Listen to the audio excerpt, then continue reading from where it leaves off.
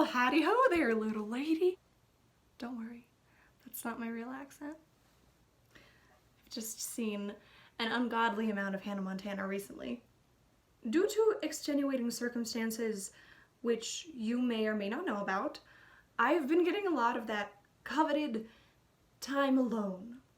And instead of doing what I expected myself to do, which is realize that I have no self-control and crush under the weight that I am a human being and I do need socialization to stay sane, I've picked up a new hobby. And that hobby is realistic drawing. I've had close encounters with realistic drawings before, but they've never been on anything bigger than a piece of printer paper. So a few weeks ago, I challenged myself to draw what I thought was a really cool picture of my hand holding a light that I took a couple years ago. And then it didn't turn out too terribly, so I did a couple other drawings, and then I realized that I actually kind of enjoy this whole drawing thing. Who knew? And upon this realization, I made the most logical next step, which is time-lapsing my next drawing and making it into a YouTube video. So, in preparation for this drawing, I went to the grocery store where I was trying to find some peaches because I thought I was going to draw a peach, and then I got distracted and bought strawberries instead. So I went on my merry little way and I had a little photo shoot for them, and I took some what I think are pretty cool pictures of them. And then I kind of weaned them down and chose my favorite to draw, which is what this is. That's what this time lapse is. All right, cool, here it goes. Let the film roll. So I've had a lot of time to think recently, which is something that I'm not used to, and I'll let you decide whether I'm talking about thinking or having time to think, but I haven't been thinking about my usual existential crushing fears.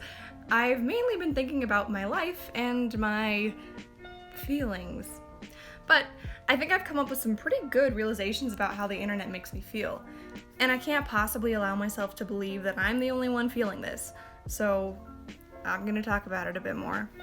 Don't get me wrong, I'm sure there are plenty of people out there who have said the same things in much more coherent and educated ways, but I'm an artist now, so I automatically have to think that people want to know my opinions. Aha, shouldn't be doing that yet, oops. Let's talk about TikTok. TikTok is a little hellhole in a league of its own. Don't get me wrong, I love it and it's very funny a lot of the times, but every time I get on it, I end up feeling bad about myself. And not in the classical way that a lot of people think about. I don't feel bad about my appearance or my talents or anything. I think I end up just feeling bad about the fact that there are so many people out there. Like, seeing that vast array of people and relationships makes me feel even more lost because it reminds me that I don't have to have a specific way of living. I can make my own life to suit me. And that scares me a lot sometimes because there are so many options. How do you figure out which ones are the ones that genuinely make you happy or fulfilled, you know? TikTok also reminds me that there are so many people out there who are wonderful, or at least seem to be wonderful, that I will never know and that will never know me. And that's intimidating because I could have known or have been any of those people had I just been born into a slightly different life. And then it makes me think about what would have happened if I had been born into those circumstances, and if I would have done the same things that they did, or if I would have still been my consciousness and my personality, just in a different body. And then I go into a little black hole of debating myself, and it goes nowhere.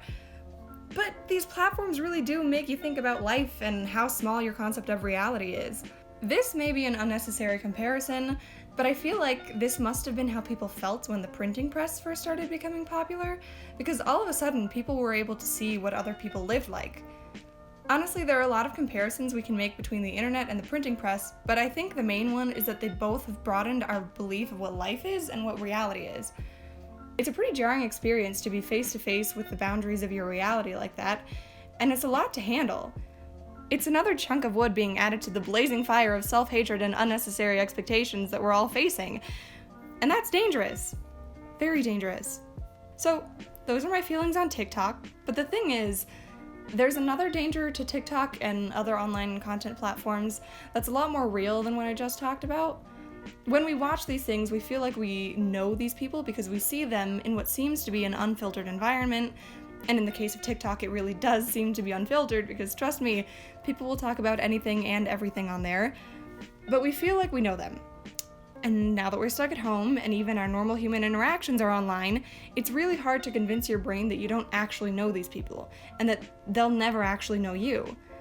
But I think the irony in all of this is that the appeal of these platforms is to make you feel a personal connection to them.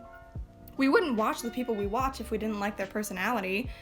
With these platforms, we're not given a plot and character development like we have with TV shows and movies. All we're given is their personality. Who knows, maybe I'm just overreacting because I have a TikTok crush, and I've never had a celebrity crush before, and I'm feeling resentful because they'll never notice me and I never had to deal with this disappointment as a child. But I think all this stuff is actually the dangerous thing about these wonderful and otherwise entertaining apps, because a lot of people genuinely can't separate screen and reality. And all this can go bad in a lot of different ways. It can give people self-esteem issues, or it can make them feel too connected to their favorite creator and seek them out in an unhealthy way. I don't know what to do about that. I'm not going to pretend like I have a way to solve this, because it seems like it might just be something that we have to adapt to with the growing influence of the interweb. But who knows? Maybe there will be some classes in the future for young children about separating reality from the internet someday, like there were classes taught on stranger danger in my day. I don't know, man. The internet is a big, confusing thing that everyone is really confused about right now, so, you know. Alright, cool. I think I'm done uselessly rambling now. This is the final product. The lighting isn't very good, so I'll just show a picture.